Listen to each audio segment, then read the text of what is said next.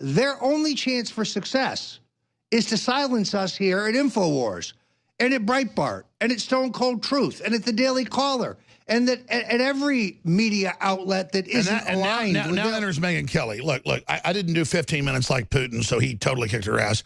It was a profile. It was really an investigative hit piece. She interviewed me for 4 hours at least. I already saw the promo clip. They edited it out of context. It's not what I was even saying. What are they going to do, though, when I've got the tapes of what really happened? And then what are they thinking? Do you think it's a shill, a PR stunt, where they claim that people are really pulling their advertising just to give it hype, try to prop up her failing flagging show where they lit me up from below with a flashlight? Or are they even turning on their own? Roger, you're an astute guy. What do you think's really happening with this Megyn Kelly fiasco? A couple different things, Alex. First of all, I heard that they held you in some safe house at 9 o'clock at night, jacked the heat up to 100 degrees. 10 o'clock at night, yeah.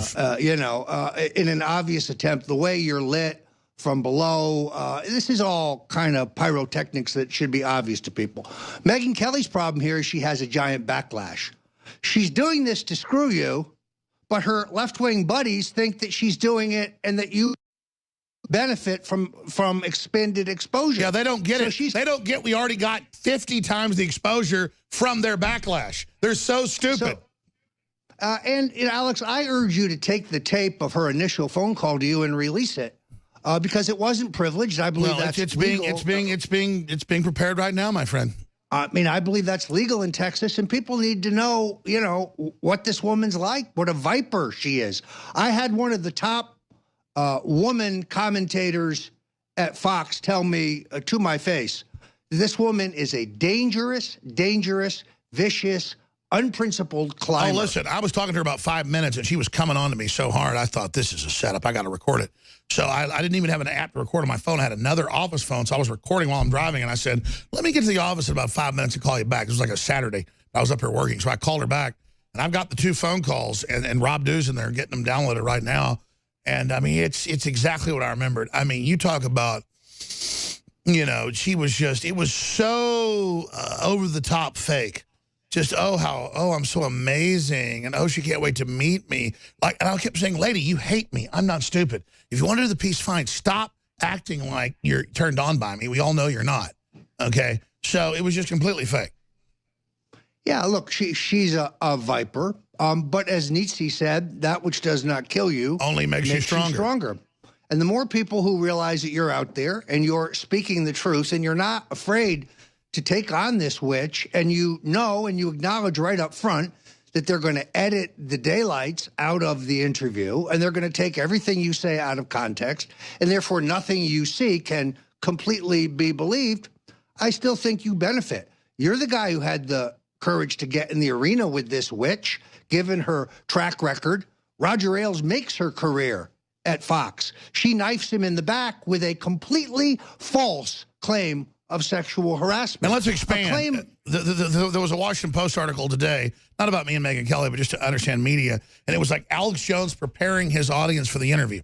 I knew it was a hit piece. I said before, I knew that they're so discredited, this only makes us bigger, because I thought there'd be a bunch of hype around it, not as big as I mean, it's bigger than I thought, but it's not us putting a good face on it.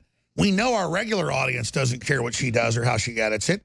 So we know we're just going to get some more new audience. It's a win-win. But I was there. I know it was said. She said things like, you talked about Newtown not happening. That hurt people's feelings. And I explained, no, I looked at all different angles. I didn't think it happened. But they staged the WMDs in Iraq, and they staged the babies in the incubators. So they've lied about babies before. And so, none of the media cares about the 500,000 kids that died under expanded sanctions under the Clintons.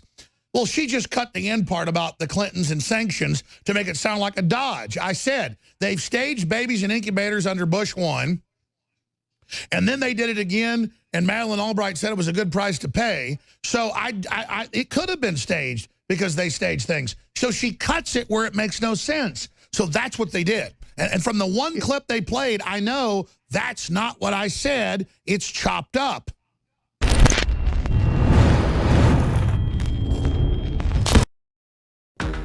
DNA Force is finally back in stock at InfoWarsStore.com.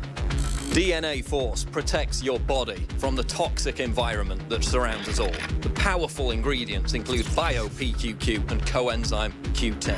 Protect yourself against dangerous free radicals. Optimize cellular energy. It's DNA Force. It's available for a limited time only. Get yours today, right now, at InfoWarsStore.com.